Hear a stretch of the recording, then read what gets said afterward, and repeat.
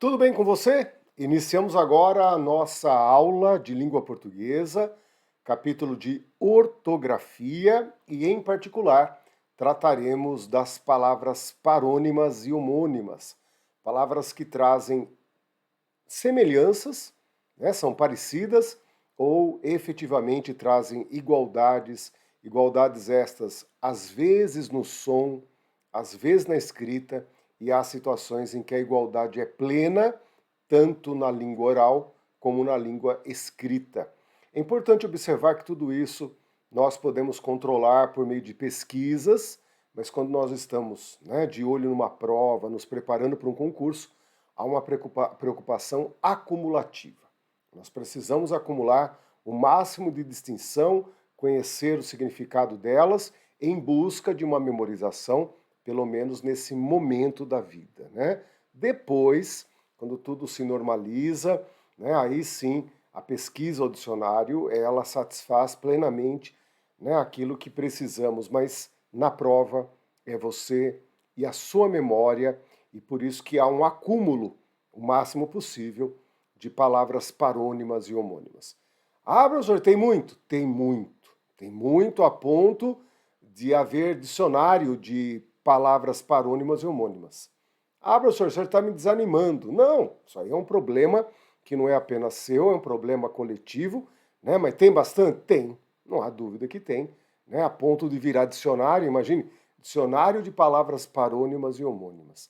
Porém, nós temos que perceber que há certa frequência de algumas palavras. É muito comum, por exemplo, a palavra eminente e iminente, muito comum, muito comum.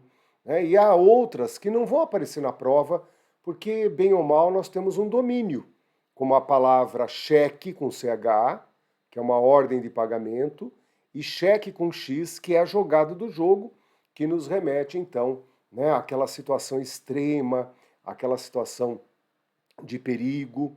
Né? Então, fulano está em xeque em determinada situação de perigo ou, né, de desconfiança. Né? O partido põe fulano de tal em xeque, né, pela atitude que tomou, então é um questionamento. Então vejam que essas poucas palavras que aqui usamos já nos trazem um fato interessante. Professor, como que eu vou administrar isso daí? Então, vamos entender como a memória vai processar essas informações. Vamos lá. Importante criar um raciocínio, né, criar uma forma de pensar tudo isso e, em seguida, pensar muito, muito, muito em ter um bom material didático, né, e um caderno que permita você ir ali registrando as suas melhorias, as suas evoluções e suas fragilidades. Material que é para revisão e pesquisa. Então, é aquilo que você já sabe está organizado, aquilo que você não sabe e vai organizar. O caderno permite, né, criar essa coisa mais íntima, porque o material didático é um material que alguém fez por você.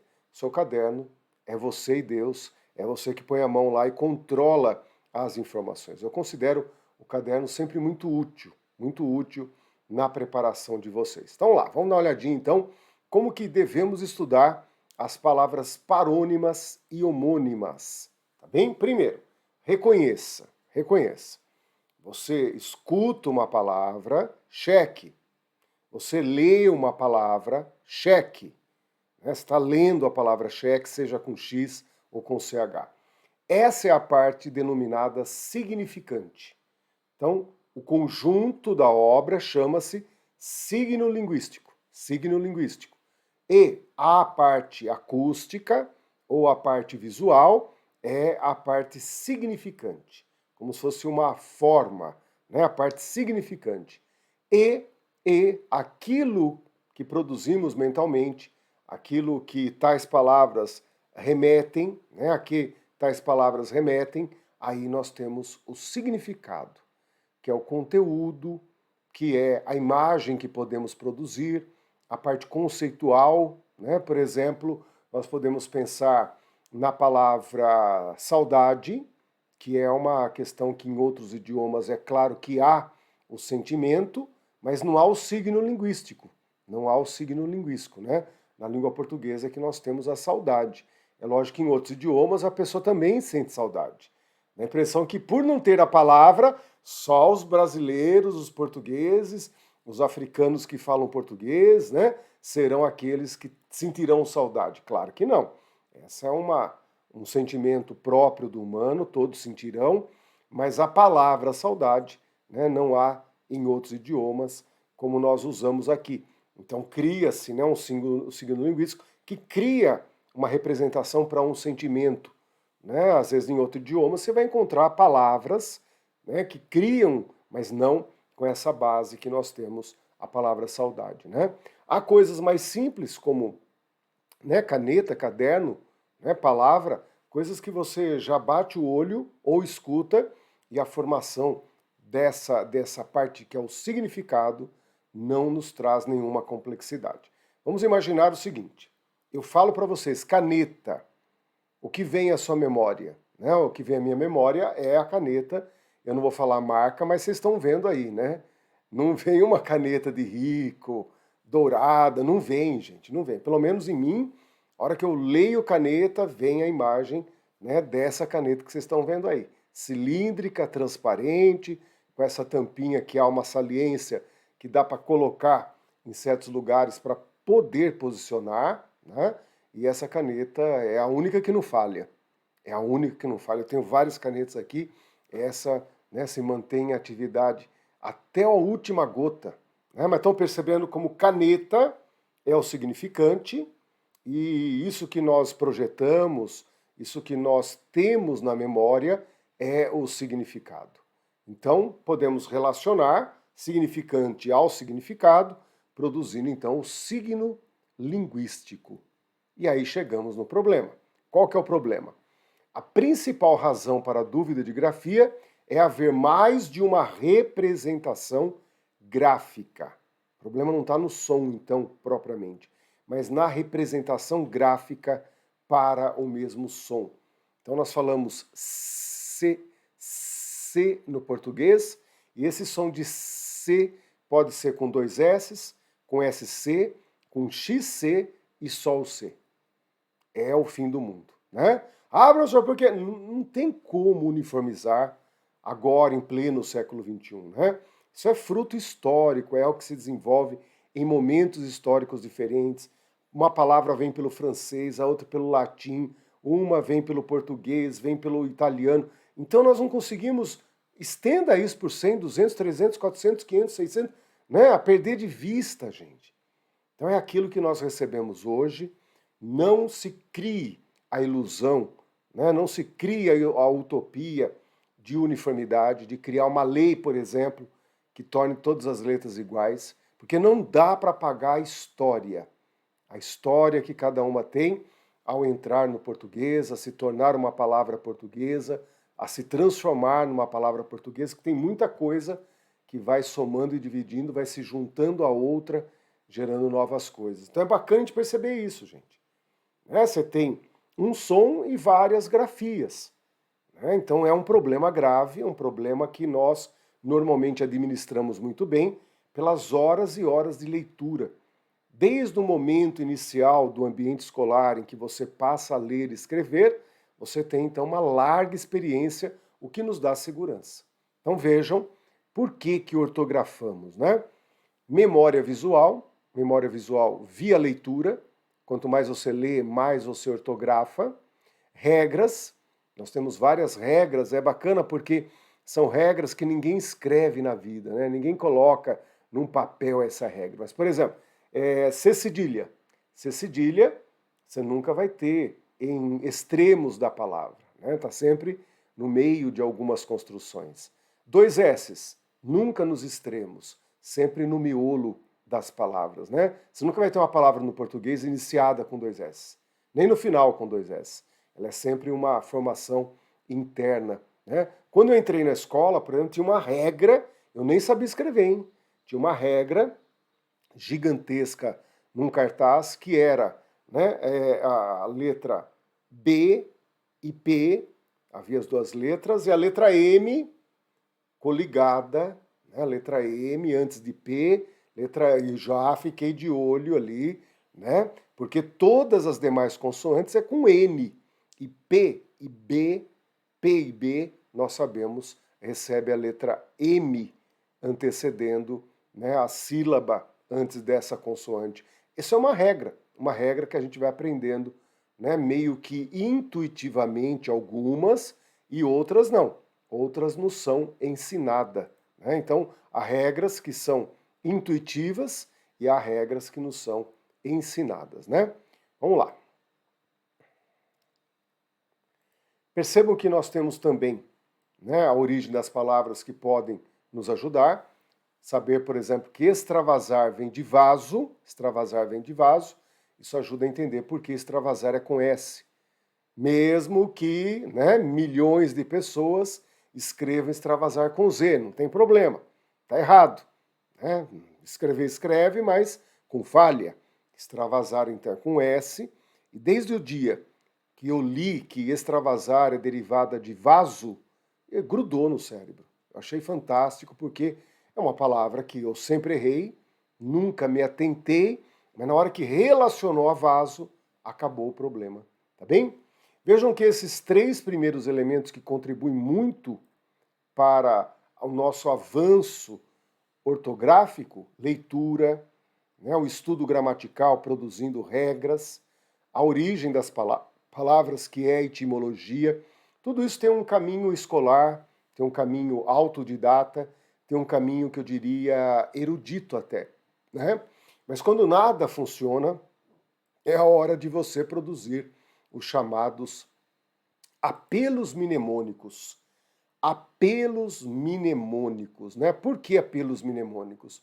Porque você vai ajudar na memorização. E eu tenho uma vivência de aprendizagem muito parecida com a maioria de vocês. Né? Eu, durante toda a minha vida de estudante, que começou um pouco tardia, até então eu só enrolava, né? Então, aos 19 anos, quando eu entro na faculdade aí, eu me senti muito bem com aquilo que eu estava aprendendo, aí deslanchei. Aí realmente estudei, li, aproveitei muito, muito, muito. Foram épocas maravilhosas, né? Era aquela energia que estava guardada. Não fez nada no ginásio, não fez nada no colégio, né? O que antes era ginásio, hoje é o ensino fundamental, o ensino médio, né? Então fui guardando energia, energia. Quando chegou a hora que é isso que eu quero, daí explodiu, tá bem? Mas sempre ligado à parte cultural, à parte artística. Então eu adorava, por exemplo, literatura, né? A questão de escrever, adorava escrever, né? Escrever e ler era maravilhoso, era maravilhoso. Então, né, na hora que eu comecei a dar aula para concurso público, porque a vida te puxa, né? Você quer para um lado, a vida fala, não, vem aqui. Então, a principal matéria de português, né, para concurso público não é literatura, é gramática. E daí o João, ó, penando para formar um grande conjunto para poder dar aula. Havia latência, havia muita latência. Né? Tudo isso borbulhava já em mim de ter visto de uma forma, de outra, mas não efetivamente saber para ensinar. Aquilo que tem um livrinho do lado, você dá aquela olhadinha e tal, né? Mas concurso público, gente, é uma pressão muito grande, vocês têm consciência disso, né? Não dá para o cara ficar mais ou menos, não tem mais ou menos. Concurso público, ou vai ou racha. E eu já senti isso no início, era a cobrança da aula para adulto, adulto que quer aprender rapidamente, né? Em que menos é mais, né? Estudar menos e aprender mais. Então, falei, puxa vida. E foram 3, 4 meses de, ó, pá, mergulho, mergulho. Só que era sempre muita coisa, e você deve perceber isso também. Né? Então, daí vem os apelos mnemônicos. Por exemplo, a palavra chuchu, eu sempre tive dúvida de como escrevê-la, não sabia se era com X ou CH. Eu sei que você vai dizer, ah, professor, é fácil, tal, mas quando não fica na memória, né? Quando não se prende, não se fixa. Eu escrevo um monte de palavras, eu tenho um controle muito grande. Jabuticaba é com U, sabia disso? Berinjela é com J. Mas chuchu, desgraçado, não se fixava na minha memória. Até que eu li em um famoso gramático, Luiz Antônio Sacconi, gosto muito dele.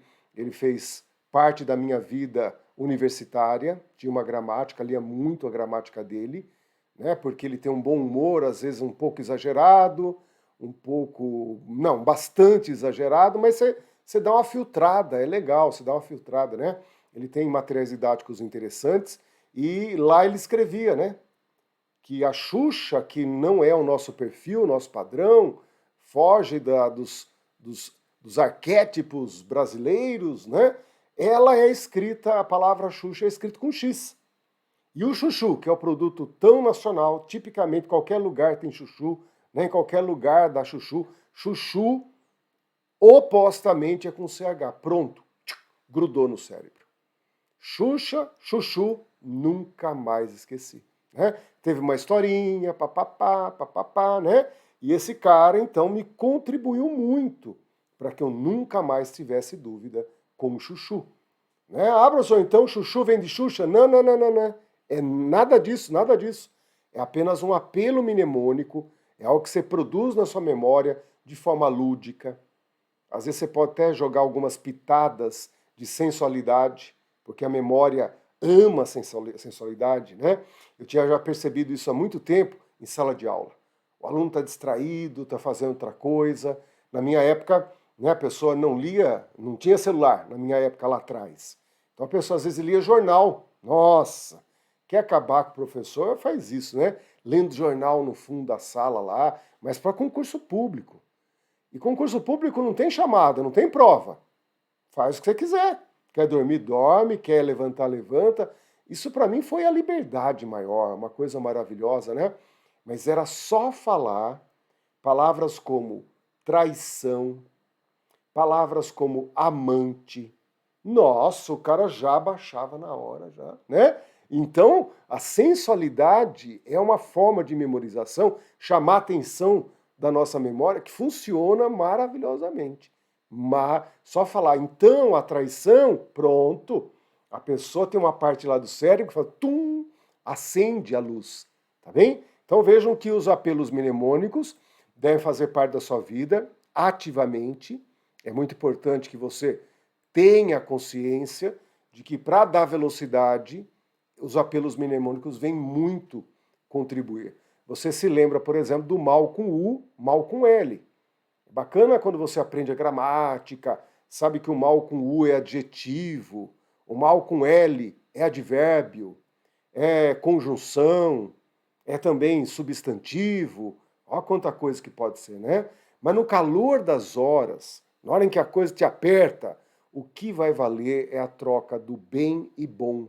Quando couber bem é mal com L, quando couber bom é mal com U. E o que tem isso aí? Apelo mnemônico. O ideal é que a pessoa soubesse das vias, por vias eruditas, mas se não sabe, vai pelo que deu. E aí entram os apelos mnemônicos, tá bem?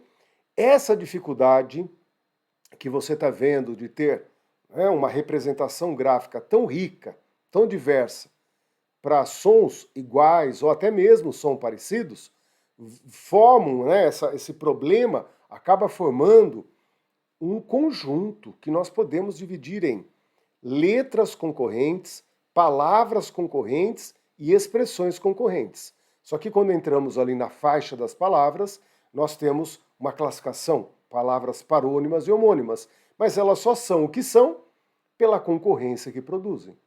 Então, na letra, perceba que não é uma palavra que vai rivalizar com outra, né? É uma letra que rivaliza com outra. E nas expressões há um encontro de encontro a, né? À medida que. Vamos dar uma olhadinha nisso, vamos dar uma olhadinha para vocês perceberem. Ó. Letras concorrentes, quis e fiz. Olha que desgraça, gente. As duas estão no mesmo tempo, estão na mesma pessoa, né? Então a nossa memória, se não tiver um foco de atenção, um contato produtivo com isso, fica mais memorizada a confusão do que a distinção. O brasileiro é assim, né? Então, muito comum a pessoa errar o verbo querer, conjugar quiseram com Z, quiser com Z. E o verbo querer é sempre com a letra S, né? Mas vejam aí a origem do conflito, né? Xadrez com X, chafariz com CH, mesmo som, exatamente o mesmo som, mas na hora de escrever, letras completamente diferentes. Isso aí é um problema, né? Olha lá, palavras parônimas. Despensa, dispensa. Onde você guardaria um saco de arroz? Na despensa com E ou na dispensa com I? E aí que você tem que começar a brincar, guardar, falar, ah, não, professor, já sei. Já sabe? Parabéns. Mas quem não souber tem que, né, buscar apelos mnemônicos para ampliar né, a forma de reter, a retenção desses momentos de conflitos, pelo menos até o dia da prova. Né, pensando aí a curto, médio prazo, né, manter isso em atividade, né, essa malícia de querer guardar, essa preocupação em produzir apelos mnemônicos. Né? Não é uma coisa que é inata, você já vai sair produzindo, você tem que querer fazer isso. Né? Eminente e iminente. Ah, se você vai elogiar alguém, falar que essa pessoa é altiva, é nobre, você diria eminente professor ou iminente professor. Então nós temos aí um perigo à vista, você tem que ficar muito esperto e a aula passa por isso. Esse é um primeiro bloco, né? O segundo já vem nas palavras homônimas.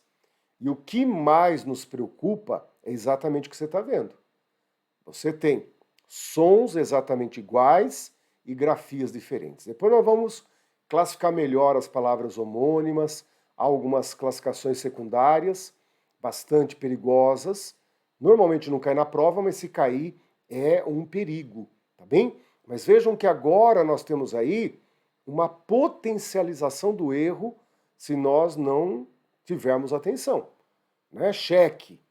Então depende do contexto, depende do significado para você administrar a forma. Olha o signo linguístico, né? Então cheque com X, o que produz na sua memória. Cheque com CH, o que produz na sua memória. É esse processo de conscientização que faz com que tantas palavras com esse problema não sejam um problema. Você já administrou. Você relaciona o significante ao significado. Né? Tem muita palavra parônima e homônima que não é confusão jamais para você. Você dá conta 100% e a vida que segue. Né? Vamos em frente?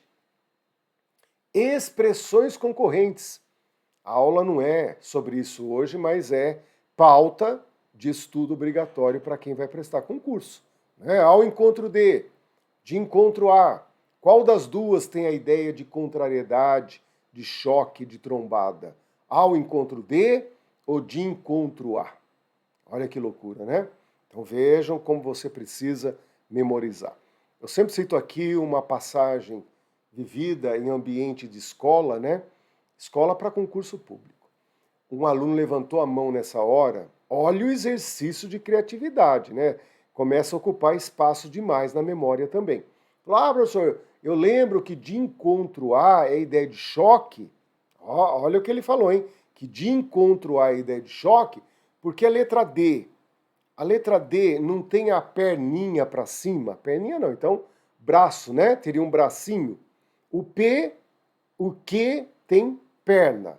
O D tem um bracinho, né? Tem um bracinho. Eu olho para essa parte do D que começa o de encontro a, esse D que tem a elevação, e eu vejo um poste ali. E onde que bate o carro? O carro bate no poste. Então eu tenho ao encontro que começa com A e o de encontro que começa com D, aquele que tem o poste, eu guardo que é o da trombada, que é o do choque. Show de bola. Você não precisa falar em público isso, né? Mas perceberam como ele criou uma historinha na memória para criar, então, uma relação entre o significante e o significado, né? À medida que é igual dizer à proporção que, e na medida em que é equivalente ao porquê, introduzindo causa, né? Então, vejam que aí também é um universo muito propício para a banca, e você tem que fazer mais cedo ou mais tarde esse enfrentamento. Essa é uma parte que extrapola uma consulta ao dicionário. Essa é uma parte que exigirá de você, né, conhecimento geral, conhecimento gramatical, saber o que é a preposição a, o que é o verbo haver. Então, há inúmeras expressões no português que você tem que encarar, mais cedo ou mais tarde, para a sua prova. Né? Vamos lá. Vamos agora teorizar as palavras parônimas e homônimas. Professor, o que são palavras parônimas e homônimas? Parônimas são parecidas. Seja o som, seja a grafia, elas são parecidas. Ratificar. Retificar, não tem como confundir. São só parecidas. Fluir. Fruir. Né? Então, fruir, né? Usufruir, por exemplo. Diferente de fluir, em que há fluidez, há um fluxo. São coisas diferentes. Né? Eu não sei se na tua terra o L vira R. Eu moro numa região, que é o interior de São Paulo. Aqui ainda existe o caipirismo. Né? Caipirismo, entre as suas alterações, uma delas é trocar o L por R. L por R. Né? Então, a pessoa geralmente usa no lugar do L a letra R. Né? O meu avô, por exemplo, né, meu segundo nome é Nivaldo, ele nunca me chamou de Nivaldo, ele sempre me chamou de Nivardo. Nivardo, Nivardo, Nivardo, né? Uma pessoa que viveu sempre na zona rural, né? Só foi conduzido à cidade por força, não foi por vontade, veio por obrigação, os filhos obrigaram ele a vir morar com os filhos, né? Com um dos filhos, tendo que abandonar a zona rural, né? Foi aquele estágio, né? Teve que parar com cigarro de corda, feito na palha, teve que parar com a pinga, óbvio, né? Tem que parar com a cerveja, começou aquela coisa de cerveja sem álcool, né? Então é meio que a passagem para o outro lado já. Quando começa a tirar tudo isso da pessoa, a pessoa mas viveu longos anos, 90 anos de vida, mas é bacana, né? Eu estava até comentando outro dia com um amigo que ele escrevia 2 palavras, o nome e o sobrenome. Nunca escreveu na vida, né? Só sabia 2 palavras, o nome e o sobrenome, que ele usava para assinar cheque, documentos e assim por diante, né? Também há uma coisa muito interessante, que a pessoa não quer parecer caipira. Não quer parecer caipira. Né? Então, ele entra no restaurante e ele fala, me traga um copo, me traga uma colher, me traga um galfo. Ele fala galfo porque ele fala, garfo é coisa de caipira, então eu vou falar o correto, galfo. E o galfo é muito comum, né? A pessoa escuta por aí esse galfo está vivo por aí. É a mentalidade, né? Não vou falar errado, vou manter, né, a minha imagem social preservada. Não vou dar uma de caipira. E fala galfo. Né? Esse galfo aí é um erro por excesso daí, né? A pessoa pega muita velocidade para subir no cavalo, acaba caindo do outro lado. Quer tanto acertar que acaba errando, né? E isso é prejudicial também. Então, palavras parônimas, teoria é essa. É parecida, é uma palavra parecida com a outra. Já as palavras homônimas é nome, né? É palavra igual. Homônimas, né? Homo é igual, o nimas ali é a palavra igual, tá bem? Então vejam que nós vamos ter igualdade na grafia. Então você vai olhar para 2 palavras, elas têm a mesma grafia. E há a igualdade no som. E aí há toda uma classificação que vai distinguir se a diferença é só no som, aliás, se a igualdade é só no som, se a igualdade é só na escrita, ou se a igualdade é no som e na escrita. E é lógico que eles vão usar palavras gregas para complicar a nossa vida, né? E aí que surge, então, as palavras homônimas homófonas, homônimas homógrafas e as homônimas perfeitas, em que tudo exatamente é igual. Nas palavras homônimas, há igualdade. Mas igualdade onde, professor? No som. O som é igual, mas a escrita é diferente. Nas homônimas homógrafas, ó, grafa ali, ó, grafia, né? Que se opõe a som. Então, homógrafas, a grafia é igual, mas o som é diferente. Como CD e sede, tá bem? Sede e sede, né? Vamos ver aqui, ó. Palavras homônimas homófonas. Tem o som igual, mas a grafia é diferente. Como a palavra cheque com X e cheque com CH. As homônimas homógrafas têm a grafia igual, mas o som é diferente. Então, o verbo apoiar, eu apoio, apó, aberto, e o apoio, apoio, fechado. Né? Eu apoio é aberto, o apoio é fechado. A grafia é exatamente igual, mas a pronúncia não. É aí que o estrangeiro começa a dar sinais de que é estrangeiro, né? Nós administramos muito bem esse o, ó, apoio, apoio. Isso aí flui que é uma beleza. Tanto que há regiões do Brasil em que se abre vogais, outras que fecham, né? Isso tem regionalismos até, né? Mas é uma palavra, não é o confronto que nós temos aqui. Que há duas palavras, não é uma, são duas, existe o substantivo e o verbo.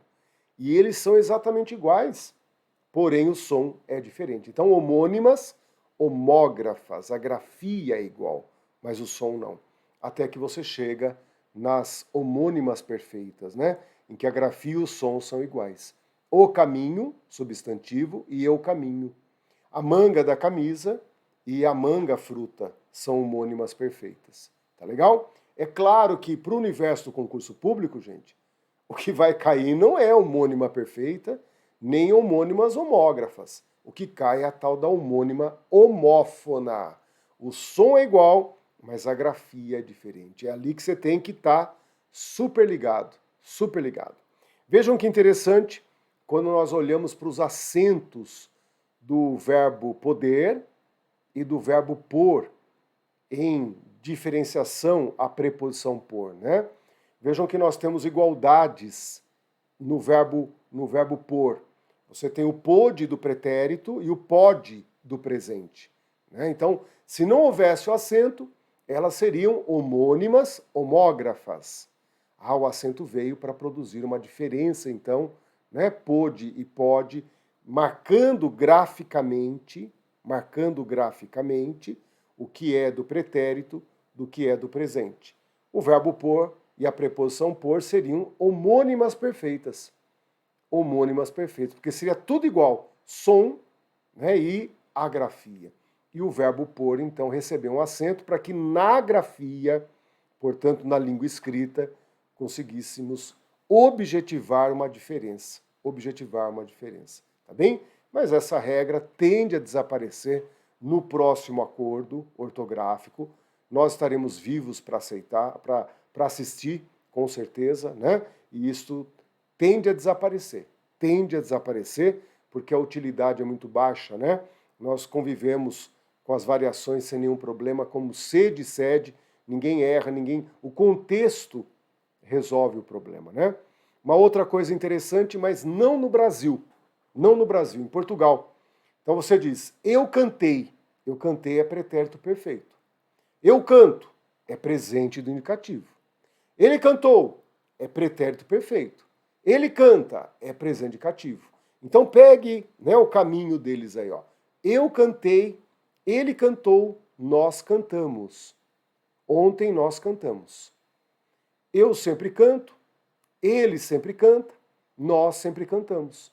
E aí você nota uma surpresa, talvez, né? Em que o pretérito perfeito do indicativo e o presente do indicativo são exatamente iguais no Brasil.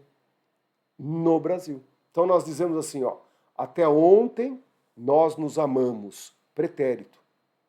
Presente agora, nós sempre amamos o próximo. E é exatamente igual no Brasil. Porque em Portugal até se usa o acento agudo em cima do A para abrir o A quando é pretérito. Então lá no pretérito, ele não vai dizer cantã fechado, ele fala cantar, ele abre o A. Então lá em Portugal temos cantamos, presente, e cantamos, pretérito. Cantamos, cantamos, cantamos, cantamos. E eles colocam acento diferencial, coisa que no português do Brasil não ocorre, né?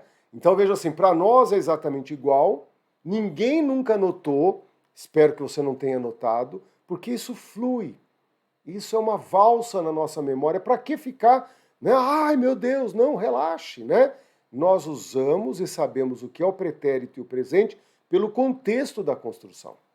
Será que você viveu até hoje e não percebeu essa igualdade de verbos regulares? Verbos regulares têm esse nós no pretérito e no presente exatamente iguais, né? Ontem nós vendemos. Nós sempre vendemos, ó, exatamente igual. E ninguém falou nada até hoje, estava tudo bem, né?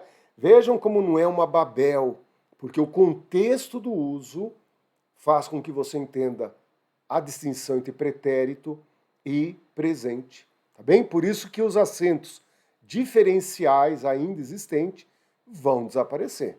Né? Se quiser ganhar dinheiro, tiver alguém que faça aposta no novo acordo ortográfico daqui a uns 20, 30 anos, isso aí é dinheiro certo, vão desaparecer. Né? Mas legal vocês perceberem que cantamos, pretérito perfeito, é lá em Portugal falado aberto, como se tivesse não, lá tem o acento agudo, cantamos. E cantamos é o presente. Para nós é tudo igual e não há confusão. Isso é muito interessante, né? Vejam então o que é uma clássica palavra homônima, palavras homônimas. Aí está o exemplo clássico, né? Seção com C cedilha, seção com dois S e seção com C e dois S. Você já resolveu isso na tua cabeça? Sim, eu acho que sim. A maioria dá conta de resolver. Eu fui um aluno com certos atrasos. Não queiram dizer que o professor foi retardado. Não é nesse sentido de retardado. É que eu aprendi já numa fase pré-adulta, né? Pós-adolescente, ali, ó, 18, 19, 20, adulto, vai. Sem juízo, mas adulto. Ali deslanchei. Só que nesse deslanchar, eu tive que empurrar muito, né? Teve muita subida até achar uma descida na minha vida, né? Empurrei muito esse carrinho chamado estudo. Daí eu olhei para essas três aí, eu falei, e agora, Jesus? Me ajude, como que eu vou guardar? E era aquela confusão, gente. Porque não era uma, né? Eram 10, eram 20, eram 30. Daí eu olhei para o C cortado, não tem um C cortado ali? O C cedilha? Falei, já que Deus não me deu inteligência, me deu olhos, eu vou usar os olhos. O C cortado, com C cedilha, eu lembrei que era corte, divisão. Né? O C está dividido ali. Então, C cedilha, seção com C cedilha, era o que dividia, eram as divisões de uma loja, eram as divisões administrativas de um órgão público, né? Tesouraria, protocolo, tá certo? Então é aquele momento que eu olho para o C cedilha e eu lembro desse momento histórico na minha vida, que é por ali que começou. Daí eu percebi também que seção que começa com a letra C tem a ver com o verbo ceder, a cessão das terras, a cessão dos bens, aí ficou legal. E por fim, sessão, né, com S e dois S, que significa reunião, período de tempo. Então, quando os deputados e senadores se reúnem em Brasília, eles vão para uma sessão ordinária, geralmente, né? Sessão que é a ideia de reunião. Quando na parte religiosa, né, há religiões que fazem sessões como o espiritismo, sessão espírita, é essa a ideia de reunião, ideia de reunião. E hoje isso aí, lá, tô dando aula, gente, né? Tô dando aula. É que é bacana vocês entenderem a construção de saberes, né? Eu acho que por mais que haja obstáculos, quando a pessoa quer, isso começa a fluir. Isso começa, com certeza, a funcionar na sua memória, tá bem? E não tem jeito, é ter um bom material de pesquisa, ter um cadernão para ir registrando a sua história, né, seu lado biográfico do universo da aprendizagem para uma prova de concurso. E não há nada melhor do que questão para fazer isso daí funcionar. Olhem lá, um plano oficial de educação pouco poderia fazer para alterar esse iminente risco de desintegração. Sem prejuízo para o sentido original do texto, o termo iminente poderia ser substituído por elevado. Né? Então vou lá, não sei, coloco o elevado no lugar do iminente, o que acontece? Parece que o elevado tinha nascido naquele lugar. Quando eu tiro iminente e coloco elevado, não só se encaixa, como dá a impressão que melhorou, que essa troca é impecavelmente correta. Esse é o papel da banca, gente. A banca nos induzir a erro, fazer você comprar uma porcaria, né, sabendo que vai estragar logo que sair da loja. Também, de quanto tempo é a garantia? Até o senhor sair da loja. Saiu da loja, terminou a garantia, né? Então notem como precisa estudar, né? Vejam como iminente com i é uma noção temporal. É algo que está prestes a acontecer. É um adjetivo relacionado ao tempo, né? O tempo, a presteza do que vai acontecer. E uma aluna em sala de aula diz, professor, eu uso a palavra imediato para lembrar do i ao apelo mnemônico. I com i. Iminente, imediato. E eminente com e quer dizer uma coisa alta, elevada, né? Algo principal. Tanto que nós temos o advérbio eminentemente, que é principalmente. Olha que legal, né? É muito comum usar eminente como elogio às pessoas, né? O eminente desembargador, na linguagem jurídica, é um adjetivo abusadamente usado. Ah, tem demais, né? Tem demais. E por isso não dá para trocar iminente por elevado. Tá bem? Não dá para trocar porque elevado está relacionado ao eminente. Notem que iminente com i é a questão do tempo. Está prestes a ocorrer. Já elevado é uma ideia de intensidade, né? Então muda completamente o sentido da construção e por isso a alternativa errada. Assinale a alternativa que apresente a frase com uso indevido de parônimo ou homônimo. Apresente a frase com uso indevido. E aí, gente? Então, eu gostaria de avisar vocês. Tem balança? Tem balança, sim, né? Você vai em qualquer lugar que tenha balança e vai puxar um fio lá por trás, assim. Geralmente tem da secretaria, né?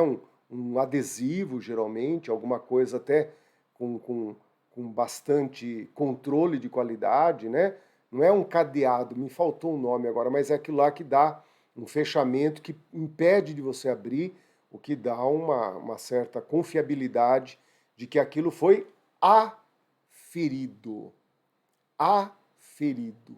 Olhem, né, a próxima balança que você tiver na padaria, no supermercado, né, na mercearia, né, às vezes a pessoa está no Brasilzão de Deus, mercearia é joia, é demais, mercearia.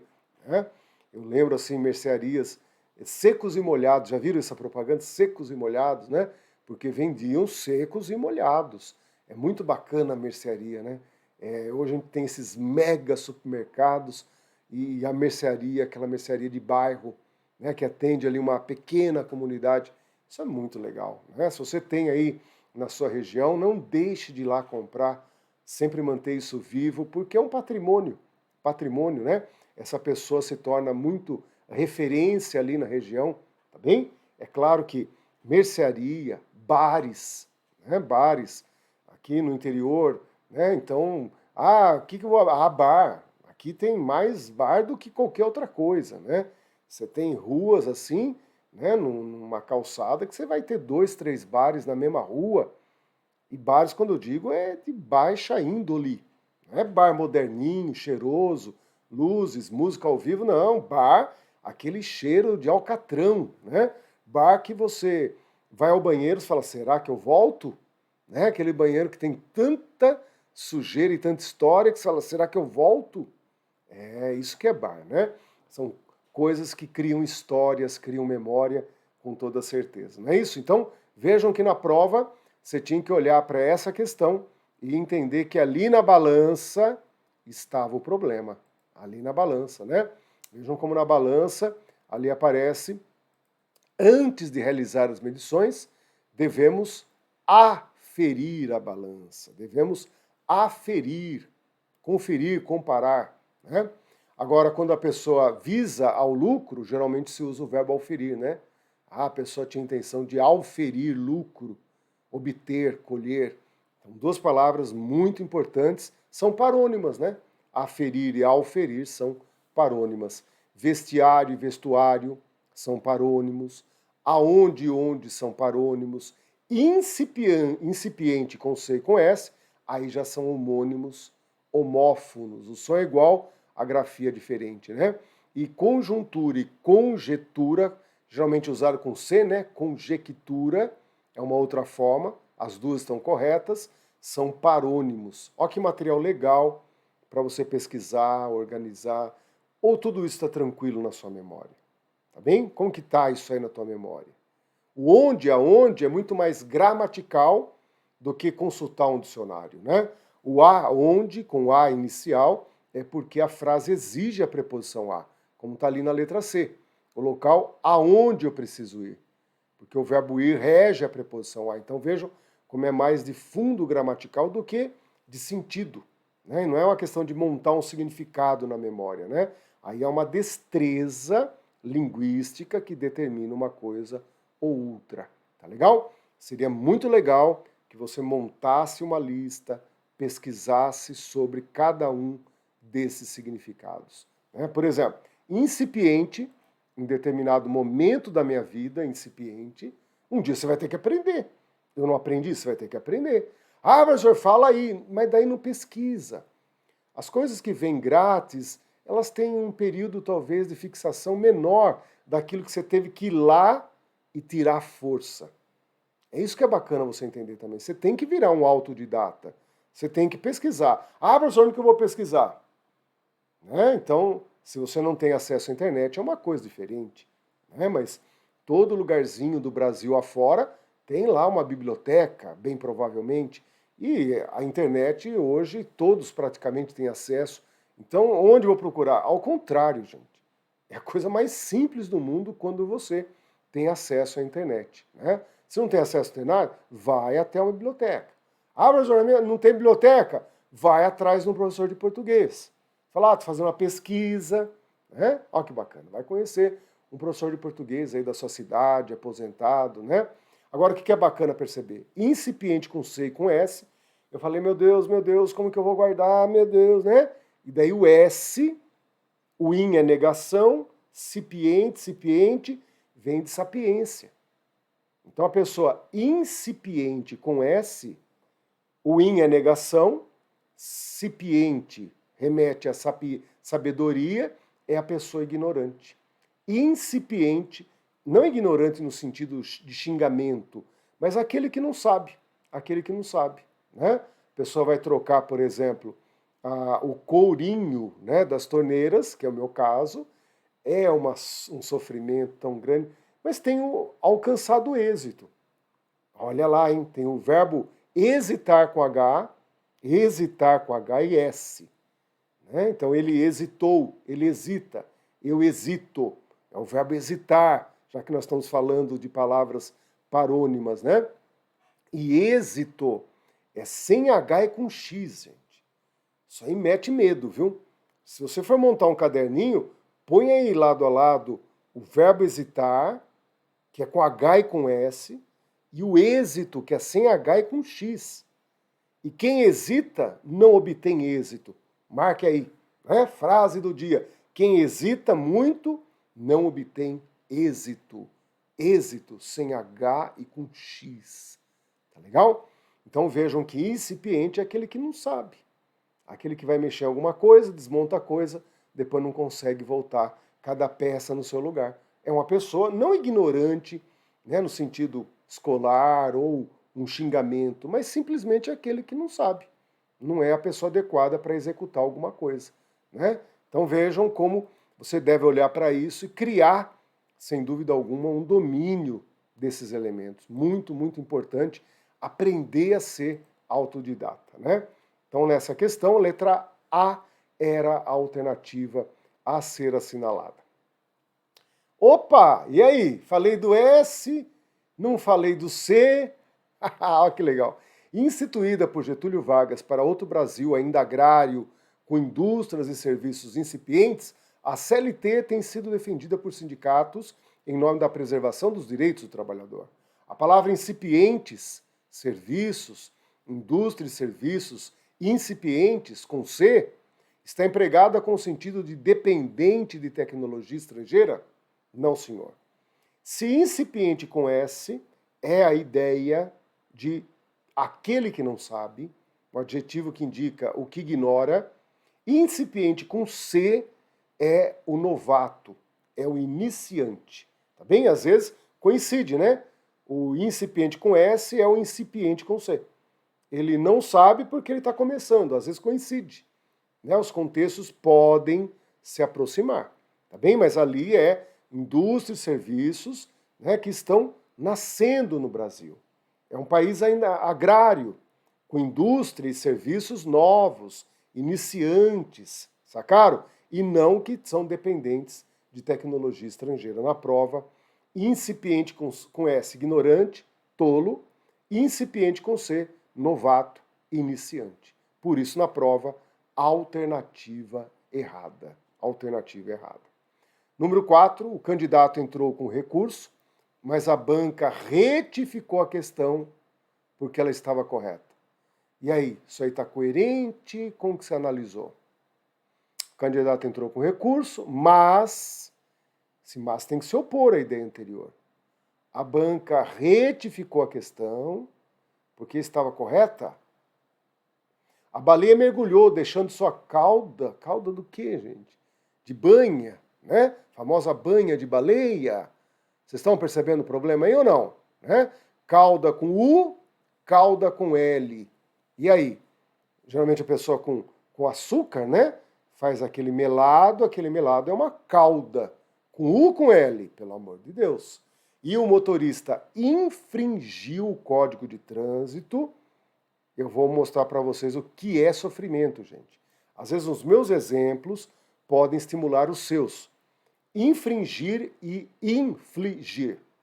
Infligir tem um L depois do F. Infligir. Infligir. Agora, infringir tem um R depois do F.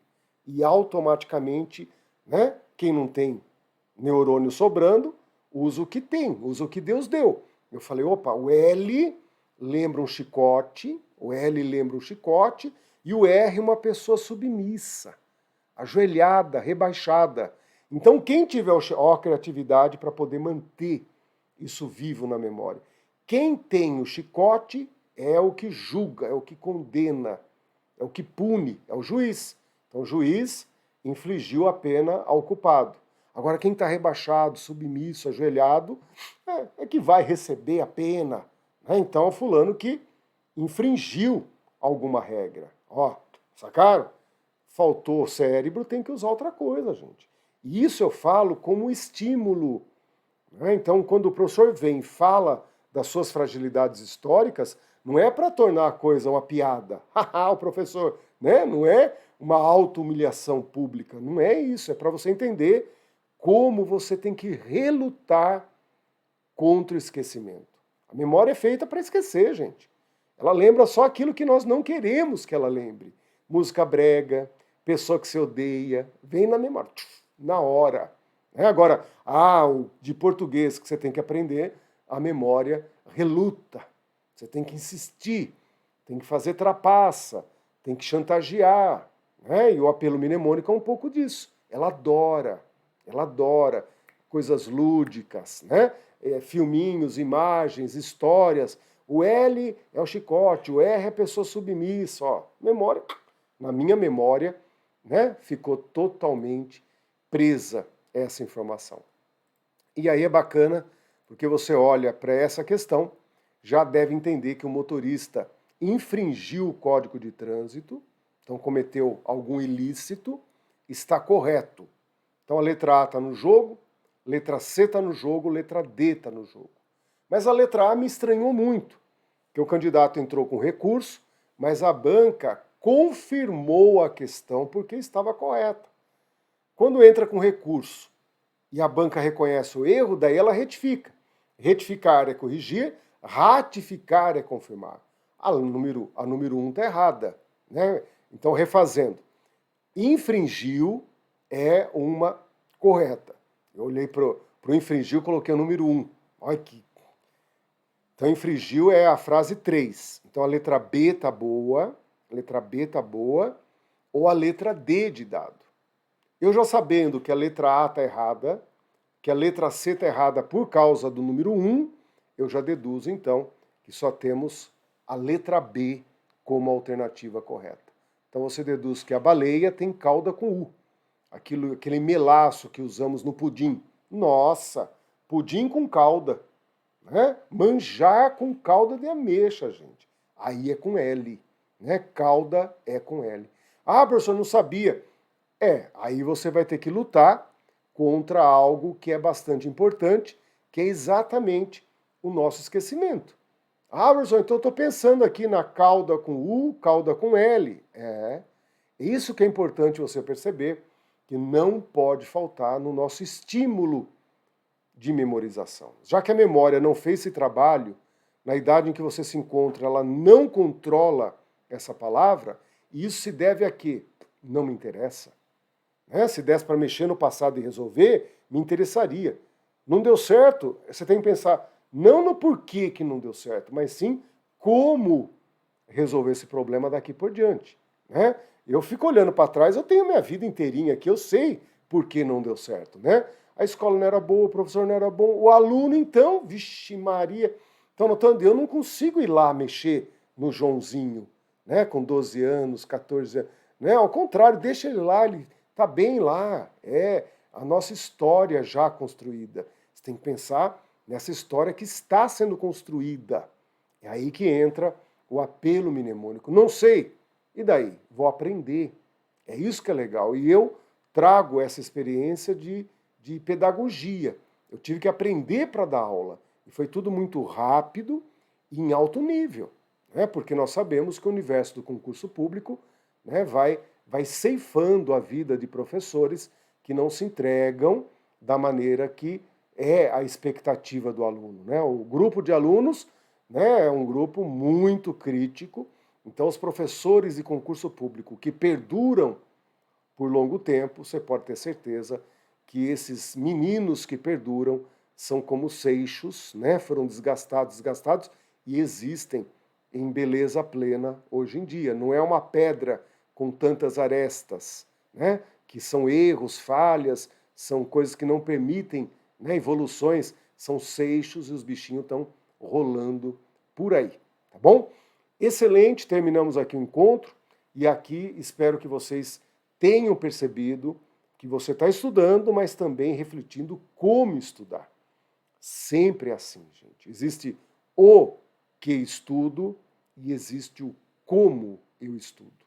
Vocês viram lá que há memória visual, regras, né? Vocês viram a etimologia contribuindo para tudo isso, mas não tenho dúvida que o apelo mnemônico pode se transformar num elemento muito interessante para a rapidez da aprendizagem. Não é só aprender, é aprender com qualidade, com memorização, mas tudo é, né, premente, tudo urge na vida do concurso público. Valeu, um grande abraço e até nosso próximo encontro. Até lá!